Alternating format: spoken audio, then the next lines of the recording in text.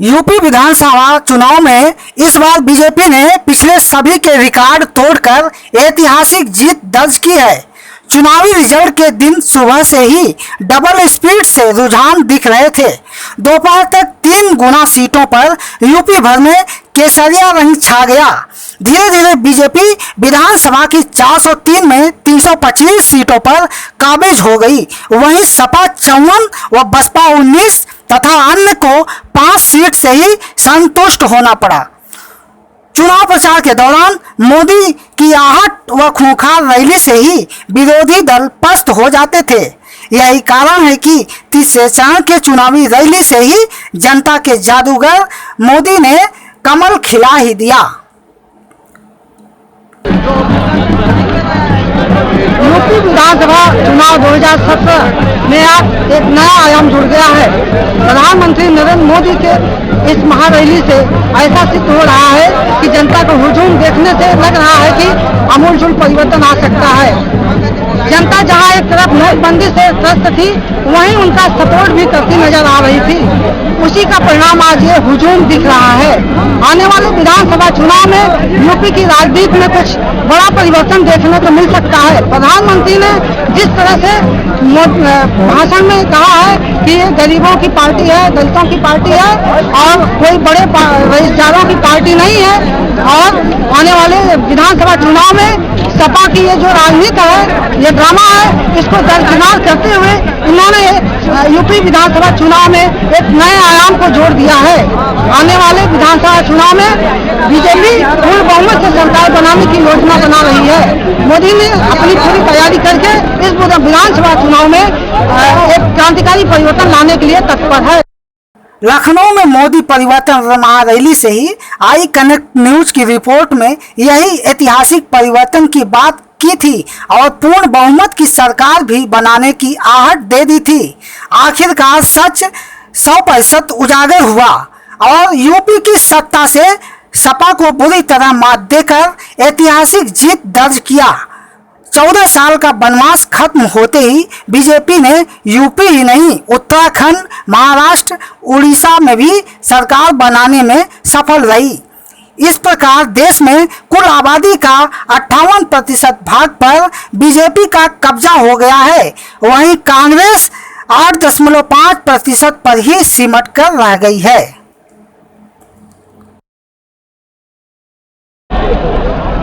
लेकिन रास्ता जब शुरू बनता है तो उस रास्ते की जनता को पीड़ा होती है। मेरे दिन रात शिकायत करते थे कि अगर कोई काम पकड़े तो में उसकी बर्दाश्त करती नहीं। इसी तरह नुकसान हुआ। यही खेलते रहोगे क्या? आगे बढ़ा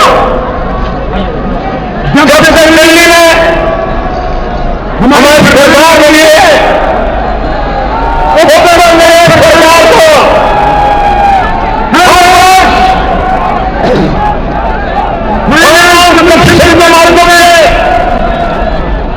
1 लाख रुपया केंद्र रकम खर्च करने के लिए इस विधानसभा चुनावी दंगल में लखनऊ में मध्य विधानसभा क्षेत्र में इस समय है राजकीय बालिका इंटर कॉलेज। आइए मैं यहाँ के जो कुछ मतदाता हैं, महिला हैं, उनसे बात करता हूँ, उनके क्या व्यूज हैं। जी आप मेरा ही से आपको मतदान करने के बाद कैसा फील हो रहा है? समाज में क्या बदलाव चाहती है? समाज में गुंडागर्दी और बेरोजगारी यही सब बदलाव होना चाहिए। हमारे जो नाली ये सब गंदगी सफाई सब साफ होना चाहिए। जो अभी तक नहीं हो रहे न रही में सब ऐसे ही पानी पड़ा रहता है। हम लोग को दरवाजे नाले भरे रहते हैं। ये सब होना चाहिए। जो कि अभी तक रविदास मल्होत्रा थे, उन्होंने अभी तक हम लोग के क्षेत्र में कुछ किया ही नहीं। अच्छा, आपको जो नोटबंदी हुई है तो इसके पक्ष में आप क्या हैं? नोटबंदी से तो काफ़ी परेशानी हुई है, पर ये है कि जो काला पैसा था वो सामने आया है। हाँ। और जो गरीबों को परेशानी है, अमीरों को कोई परेशानी नहीं। तो लगता है कि मोदी जी जो है समाज के लिए अच्छे माने जा रहे हैं। अभी तो अच्छे माने जा रहे हैं, अपने केंद्र में राज्य में अच्छे माने जा रहे हैं, तो सही है। आप किसे पसंद करते हैं? किस तरह के नेता आप? हमारा नेता है तो जो हमारे लोगों के साथ में करेगा, हाँ, उसी को पसंद करेंगे। जो आपकी सामाजिक समस्याएं हल कर सके, ऐसा नेता चाहते हैं ना। यहाँ पर प्रमुख क्या समस्याएं हैं अब तक जो किसी ने हल नहीं किया? समस्या परेशानियां हैं, पैसे की परेशानी हो गई थी।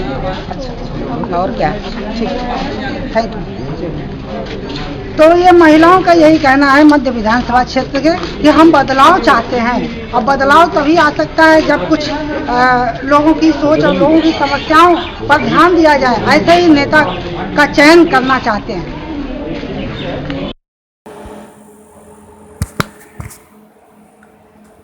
विधानसभा चुनाव के वक्त ही जनता से मोदी तथा नोटबंदी पर सवाल किया गया तो उनका जवाब बीजेपी के ही पक्ष में रहा।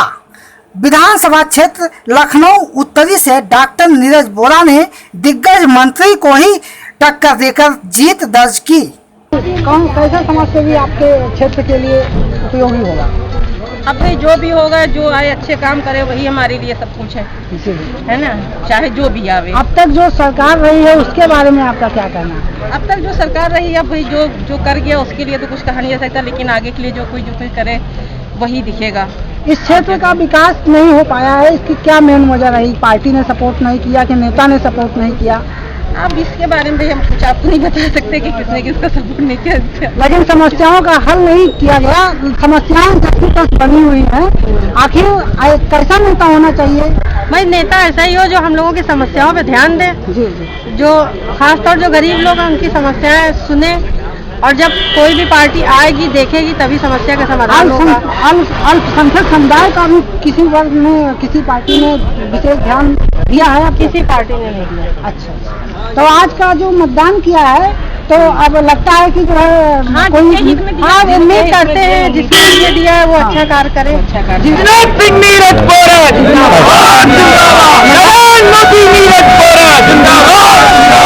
भैया जीत मुबारक हो, भैया जीत मुबारक हो।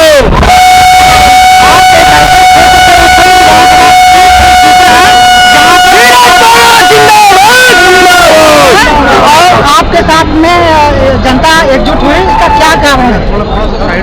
जनता का जनादेश है। जनता ने जो काम नहीं किया उसको रिजेक्ट किया। जनता चाहती है परिवर्तन। आदरणीय नरेंद्र मोदी जी के नेतृत्व में जो मिला है, उत्तर प्रदेश की जनता का जो प्यार मिला है, भारतीय जनता पार्टी और मैं स्वयं लखनऊ उत्तर विधानसभा में ये प्रयास करूंगा, और जो विकास के यहाँ पे छूटा रह गया है उसको कंप्लीट करना, उसे पूरा करना, गली गली मोहल्ले मोहल्ले में काम कंप्लीट करना।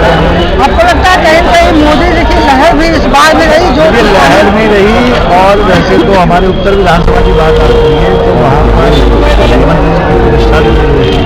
मुख्यमंत्री जी ने स्वयं कई बार रोड शो किया, जनसभाएँ की कई थी, लेकिन जो वहाँ पर मंत्री जी थे लोगों से दूर हो गए, कुछ नहीं किया। इस वजह से लोगों ने आज उन्हें रिजेक्ट मिल रहा है ना।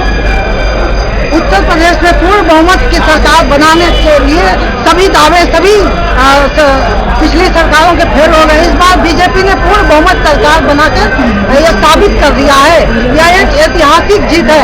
इस समय बीजेपी के प्रदेश कार्यालय में खड़ा हूँ, आइए बात करता हूँ बीजेपी के कुछ कार्यकर्ताओं से, उसमें क्या उत्साह है। आप कहाँ से? लखनऊ जानकीपुरम। जी, कैसा रुझान रहा बीजेपी? नाम हो रहा है राजकुमार मौर्य। बीजेपी की लहर रही या क्या रहा? बीजेपी की बहुत अच्छी लहर रही और मोदी जी के नाम पे वोट मिला है। हर एक बच्चा मोदी मोदी रट रहा था। जहाँ पे जिस जगह बातचीत होती थी हर कोई कहता था कि हम मोदी जी के नाम पे वोट दे रहे हैं। क्या वजह है कि मोदी जी के ही नाम से वोट पड़ा?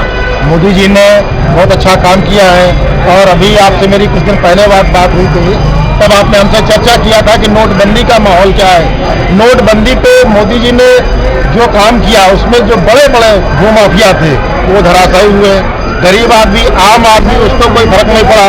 लाइन में लगने की बात आपने कही थी कुछ दिन पहले, मुझे याद आ रहा है, आपसे मुलाकात हुई थी तो आपने कहा था लाइन में लोग लगे।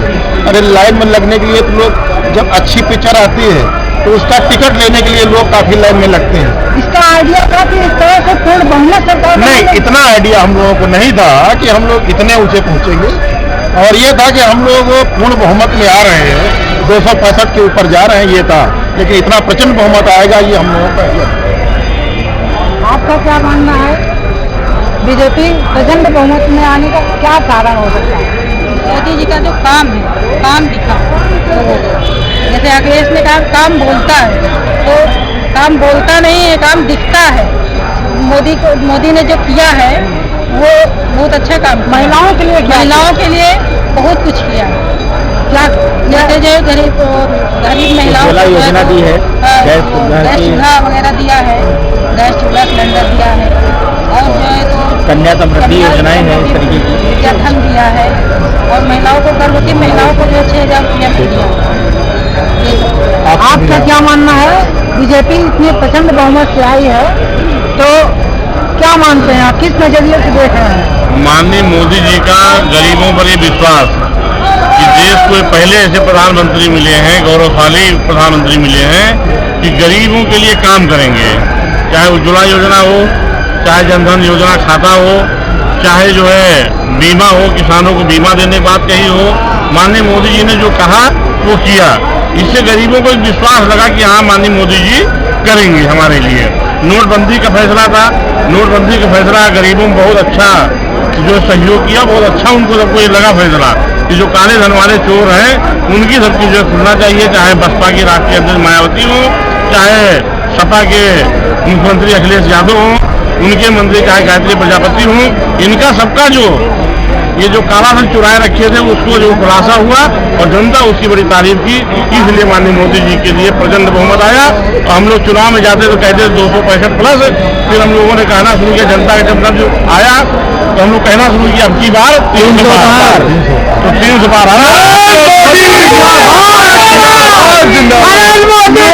मानना था वो आंकड़े कहीं उससे अधिक भगवान बानी बना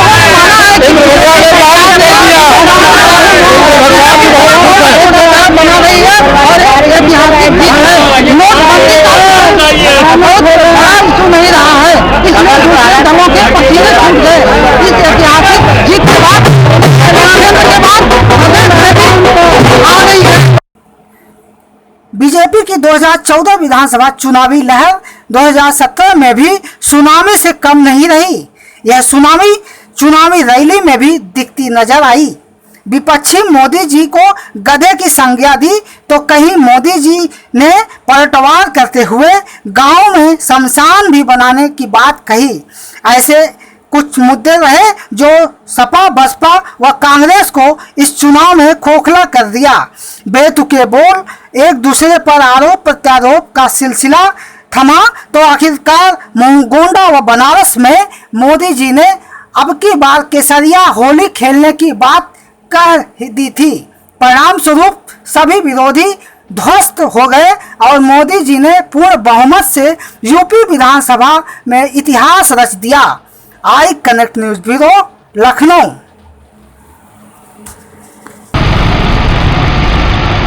उत्तर प्रदेश विधानसभा चुनाव में इस बार बीजेपी ने पूर्ण बहुमत सरकार बनाने के लिए इस बार अपनी पूरी रणनीति के साथ मैदान में आई है।